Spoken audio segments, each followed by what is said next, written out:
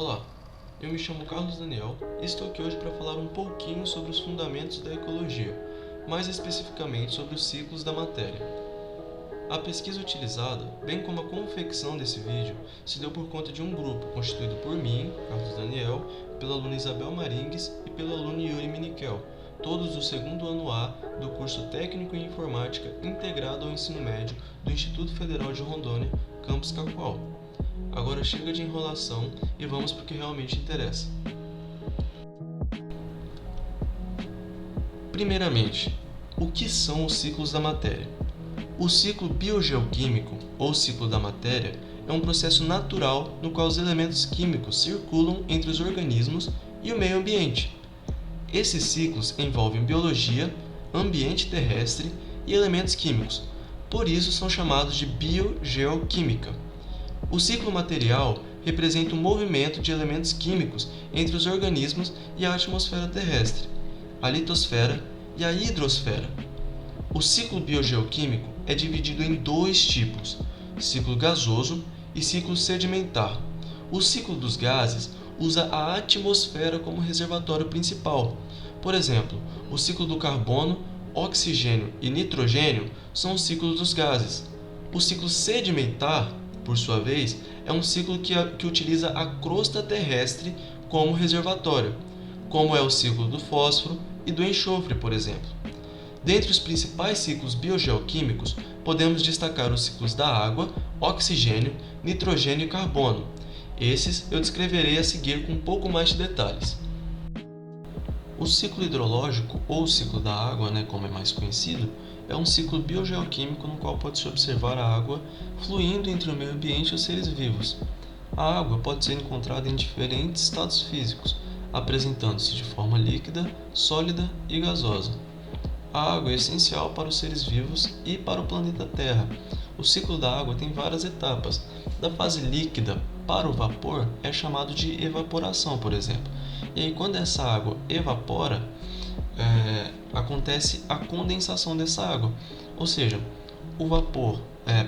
a água que está aqui presente na Terra, em rios, lagos, mares, essa água evapora, ela sobe e aí ela acaba esfriando, ou seja, ela vai se condensar, vai se transformar em água líquida novamente e vão acontecer as precipitações, as chuvas. E aí quando essa água que está em formato de vapor acaba esfriando demais, acontece que a gente observa que são neves, chuvas de granizo, enfim. Essa água ela vai penetrar o solo, seres vivos, como por exemplo as plantas, vão absorver essa água dos solos. Em outros casos, essa água vai penetrar mais e acabar atingindo lençóis freáticos, formando lençóis freáticos. E aí essa água ela tende a fazer todo um ciclo, mas o que vai acontecer no final das contas vai ser que essa água vai evaporar de novo e vai chover de novo. E basicamente isso.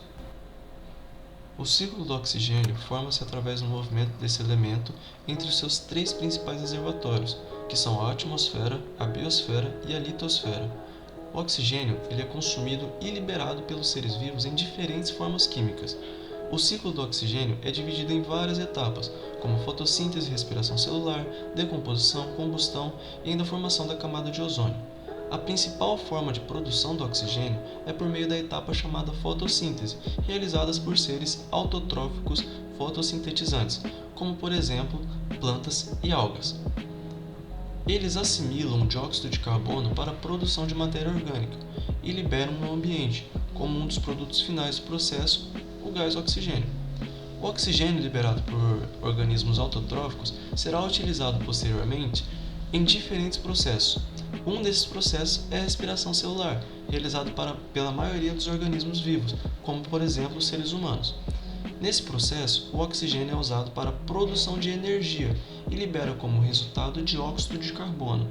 O gás oxigênio produzido pelos autotróficos fotossintetizantes é utilizado também nos processos de combustão e de decomposição. Ao final desses processos são liberados dióxido de carbono e H2O, água. O oxigênio também participa da formação da camada de ozônio, que no caso a camada de ozônio, atua como um filtro para reduzir a incidência da radiação ultravioleta que atinge a superfície terrestre.